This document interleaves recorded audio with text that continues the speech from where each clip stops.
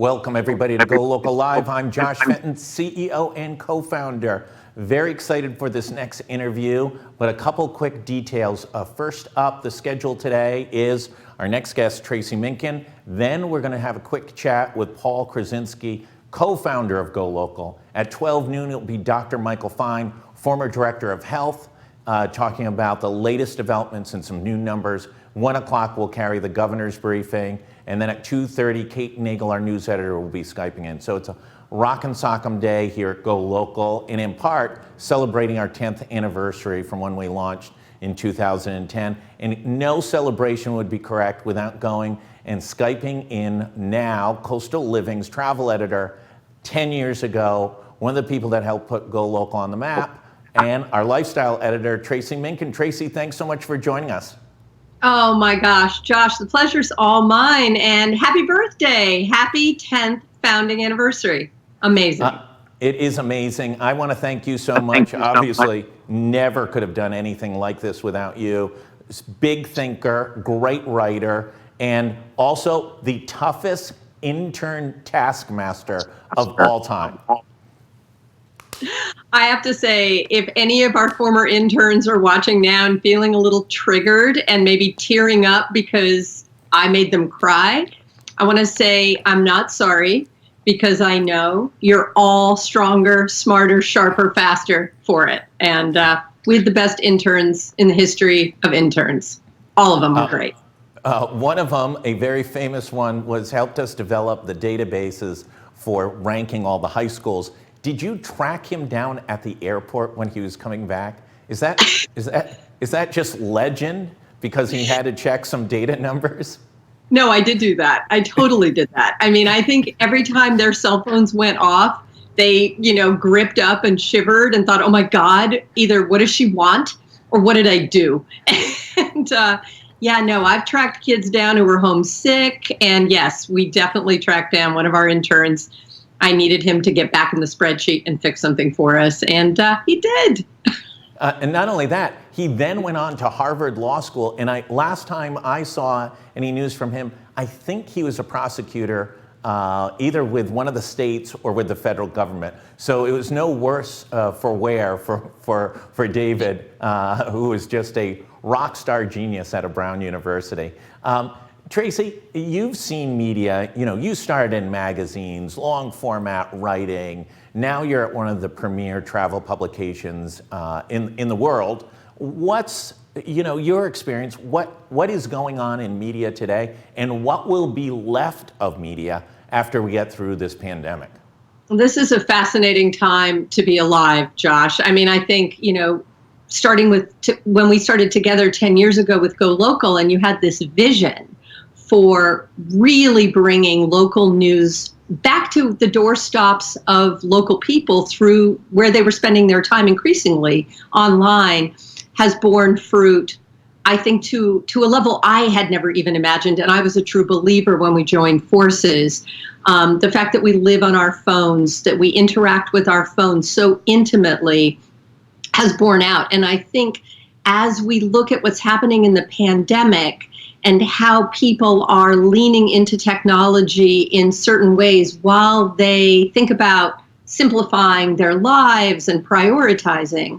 I think, frankly, there's never been a more opportune time for media to think again about how we're talking to people, what we're bringing them, how we can help, how we can be in a relationship with our followers and our viewers and our readers. So sitting where I do in media, I'm thinking all the time. I think about it like we did at GoLocal every day, practically. How can we talk differently? I do think there's a kind of an interesting comfort zone for print, almost more of a book-like lookbook, something to hold on to relax with, and then you pivot right back to your world of wanting to know, wanting to engage, wanting to seek. So I think there's kind of an interesting dynamism between the two that's developing. And I think through the pandemic, we're going to see that evolve. It's a really fascinating time to be in media. It is, and it's a great opportunity to innovate. There's no barrier. Cost of entry is low. cost of entry to reinvent is extremely low. You're at a disadvantage if you are a newspaper with lots of printing presses and trucks, but that's been true for the last 15 years. Now is this really interesting opportunity to do storytelling in any possible genre quickly. You've been at national, then you went to local in Rhode Island, now you're back at national, if not global. What's the difference in how people are consuming information? Well, I think what's really wonderful about what's happened with digital and particularly with social, and I have to say, and Josh didn't ask me to say this, but he was a real pioneer, a real early adopter and an innovator in using social to bring people together around stories and around content and in sharing. And it's something that I learned at GoLocal that I actually have been using to great advantage in the big brawnier national brands that I work with and work on. So we kind of had that early. And I think that's just expanding. I see people, no matter what the level of the coverage, whether it's local, whether it's regional, whether it's national or international, wanting to connect. And I think we just need it, we want it, we seek it. And so when there's good storytelling that uses technology and seeks to engage and is personal, it works. And I do think, what we're doing here, having this conversation, video continues to innovate, voices add so much. So I think what we're seeing, frankly, is a spectrum of a fundamental from hyper-local to international, and that's we just need and want and desire to learn and connect. I know that sounds kind of loosey-goosey and la-la, but I think that's what drives media consumption. Now listen, I'm going to take no credit for our early adoption of social media, especially Facebook. We had a genius young woman from West Texas, Leanne Chin, who I think is still at Digitas in Singapore, the smartest human being ever created, maybe on the robot spectrum, just an amazingly brilliant woman who is able to, I think, pull apart Mark Zuckerberg's algorithms at record pace and really understood how to connect people using social media. So she was a godsend. Tracey, as the travel industry, to some degree, is almost in pause, what advantage has that given you to be able to think about your next steps, your next innovations? You don't have to give away the secret sauce. We know those people over at Condé might be listening, so we won't give away anything. But what's that opportunity? Sort of, when in life do you get a 6-7 week pause to be able to think about things differently? That's a great question, and it is something I'm doing, and I know my colleagues are doing it at other travel-focused brands. I think we're really looking at how to tell stories in ways that aren't predicated upon running around and doing the thing.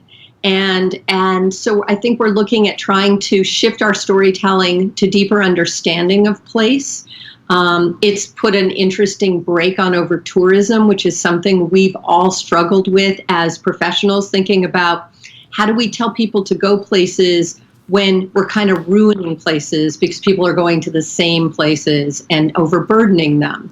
So it's, we're thinking, I think, carefully about, but again, with opportunity, how can we tell deeper stories that resonate, that don't necessarily drive you to the place? Travel can be an abstract thing. It can be an escape. It can be mental. It can be emotional. So how do we embrace that while we currently can't quite go anywhere even to report those stories? I mean, I was probably on the road, Josh, 3 weeks out of 4 for Coastal Living, and I haven't traveled in 6 weeks. And I've written several stories. I've planned 2 issues. I'm writing for digital. I'm posting to social. So you dig deep and you rethink. In fact, I have a story coming up on Newport, Rhode Island, on the Rhode Island coast, as a matter of fact. I'll put in a plug. In the summer issue of Coastal Living, we're celebrating the gorgeous Rhode Island coast. We will broadcast it loud and far in the Ocean State for you. Tracey, one of the things that has made it, I think, easier for myself and folks at GoLocal is the pace hasn't stopped for 1 second. It might actually be busier than we've ever been before. One of the things mentally to be able to adjust to it has been actually to go back and look at photos of travel and how flat the world has been and the yearning to get it flat again. Is that something you guys are thinking about at Coastal Living to sort of guide the reader, the viewer through that experience? Yeah, that's a good question. We are. We're looking at bringing imagery. We have a very powerful Instagram feed at Coastal Living, and we're seeing record engagement with what is just beautiful photography of beaches and sailboats and boathouses and hydrangeas on Nantucket. And so we feel like we sit on this deep archive of beauty and calm and escape that aren't fake, aren't trying to distract in a negative way from the anxiety and concerns and rigors that we're all experiencing, whether we're overworking at home or we're not working and we've lost our jobs and we're scared and stressed. Particularly on social, this is a gift. Doesn't cost you anything. Don't have to subscribe. No paywall. Just sit with us for a minute. Take a look at this beautiful view. Dream of a place that is there for you and will be there when we can go back outside again safely and be together. And I think as Coastal Living and as travel brands, we're thinking about how to stand by as we transition into traveling again to offer that hand back out to people, but to have been with them all along as a comfort and an escape. Tracey, I can't tell you how much I want to thank you for Skyping in today on our 10th anniversary. And of course, thank you for 5 years of tremendous leadership and innovation at GoLocal. GoLocal would not be GoLocal without your brilliance, smarts, innovation, toughness beyond belief, and just a great, one of the biggest innovators in journalism, I think, in America.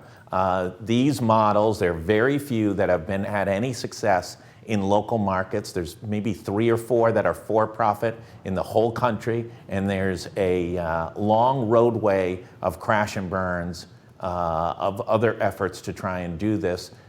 So it would not be without you, Tracey Minkin. Last word goes to Tracey Minkin. All I can say is it's okay to love your phone. It's okay to love your screen, because we do our best to bring you some love right back.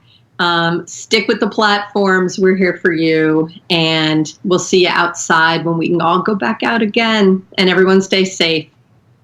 Tracey Minkin, journalist, innovator, travel editor at Coastal Living, and one of the key players in launching GoLocal here in Providence, Rhode Island. Thank you so much. Please stay safe. We'll be back in a little while with Paul Krasinski, co-founder, who's just a digital innovator across the board and has got new things going all the time. Thanks, everybody. We'll be back shortly.